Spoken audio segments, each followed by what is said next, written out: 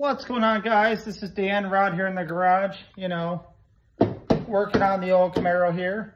So today we got a lot of stuff going on. We're going to do push rods, rocker arms, intake manifold. We've already pressurized the coolant system and so far no leaks. I was a little bit concerned because I kind of went a little bit crazy with porting and I didn't know, damn, my hair's a mess.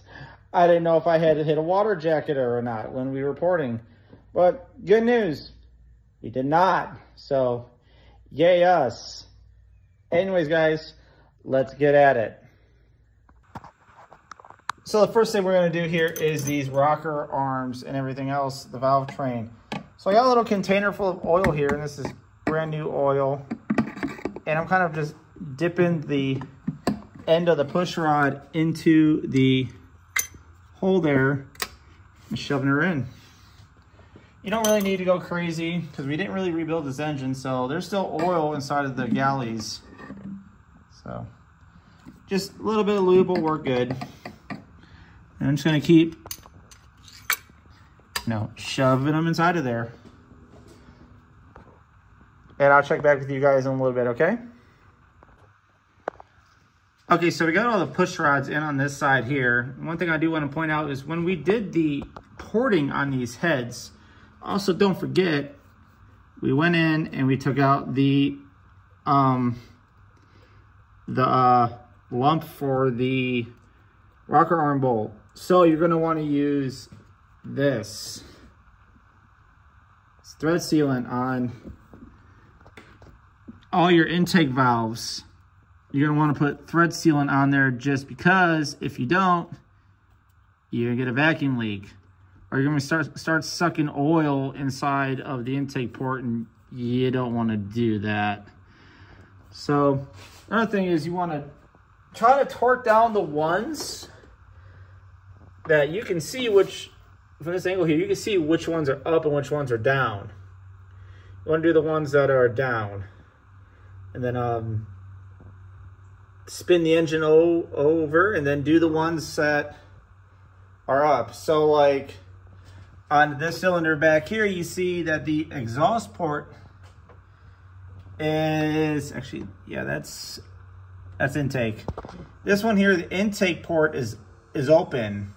So you want to do the exhaust and then vice versa. Because if you're on a spot for one valve, it means the other valve is going to be closed. So you should be all set there. All right, guys, I'm going to get back at it. All right, guys, we're back. We got all the rocker arms on. And we got everything kind of torqued down to where it's got to be at.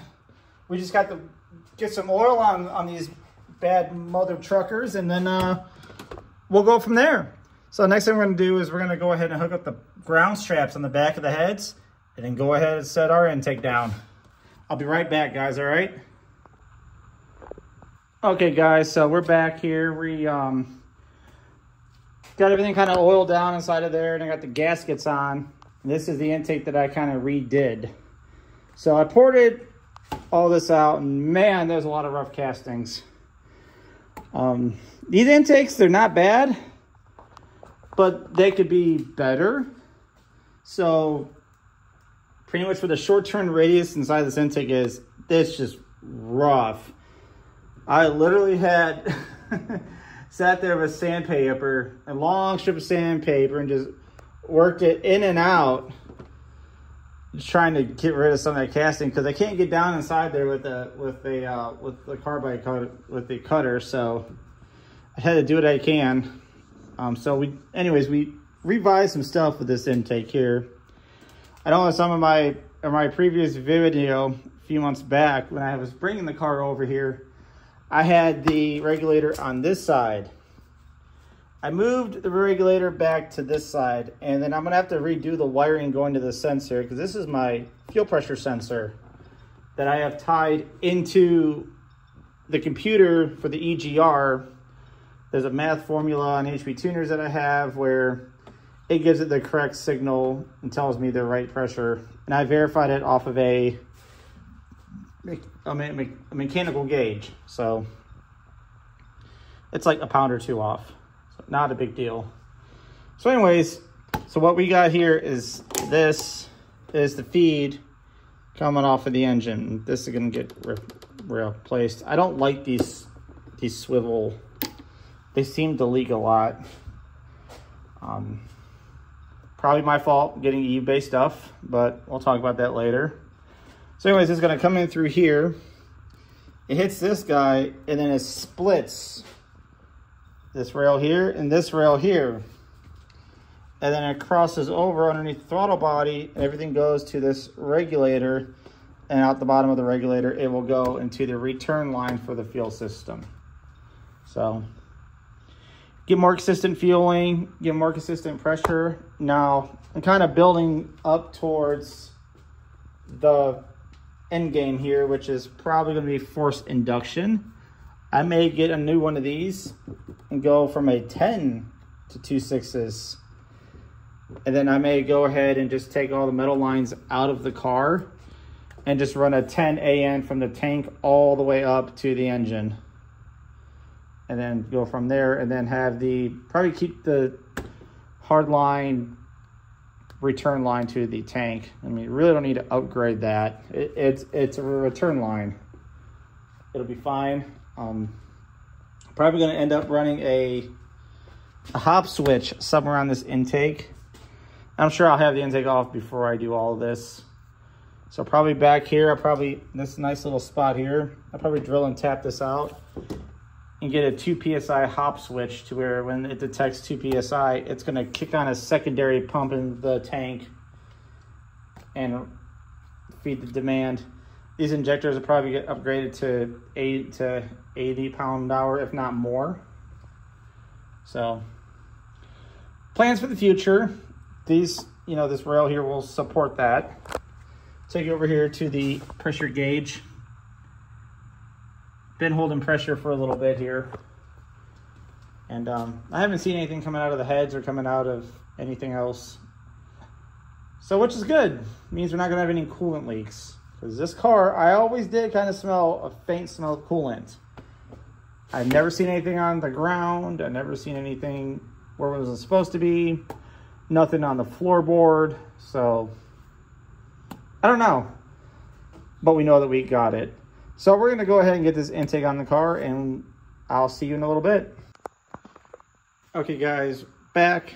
Probably been another half an hour since shot the last video where I was talking about doing the intake and everything.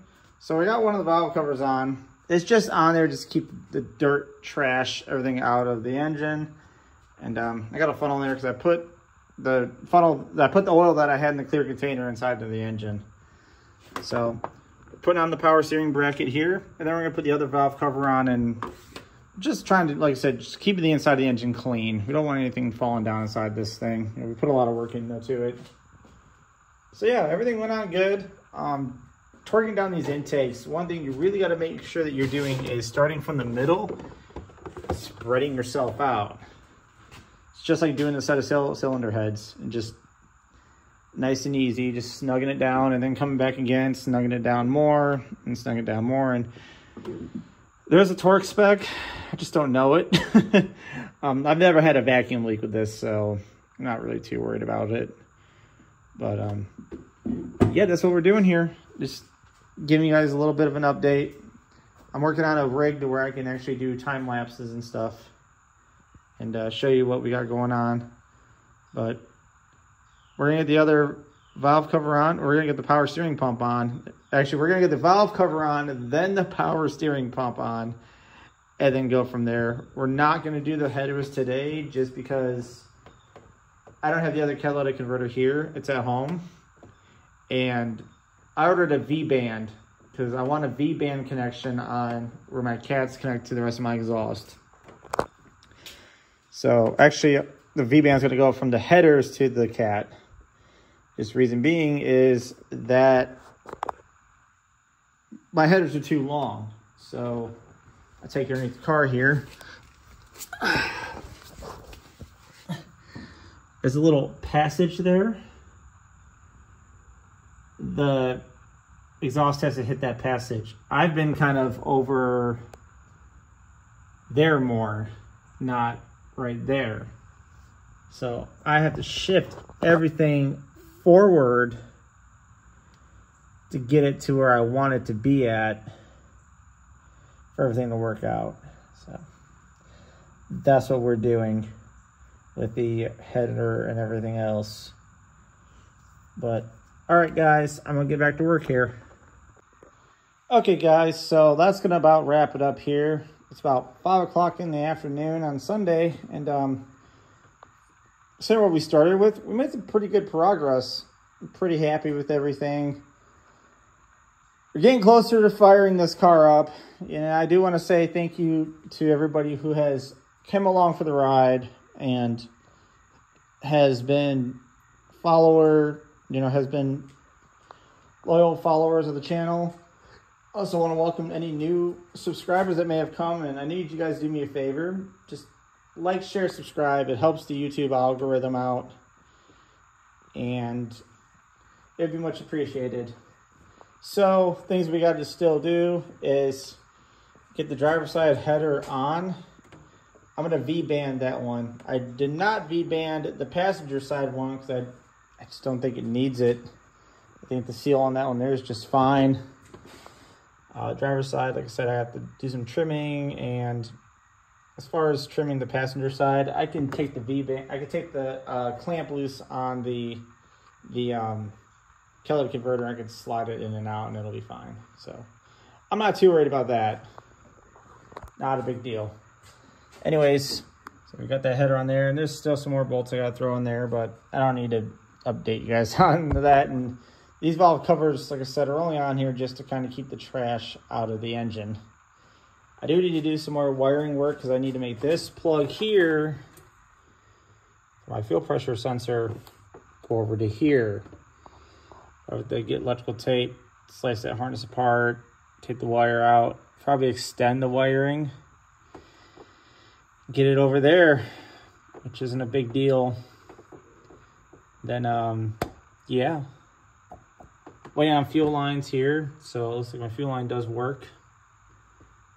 I just gotta, figure something out. I want to try to get it to where it's against this right here more. But it's pretty stiff, so I don't know. It may end up staying where it is because it looks like I have a good amount of room here.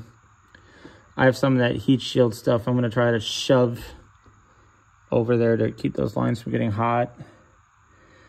I have heat shielded the catalytic converter. I got a little spark on here.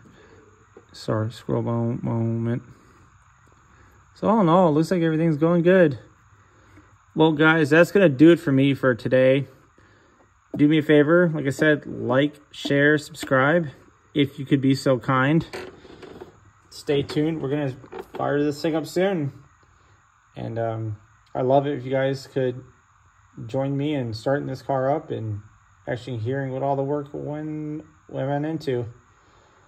All right, catch you guys later. Take care of one another, love one another. We all belong to somebody. And stay safe out there, guys. Thanks.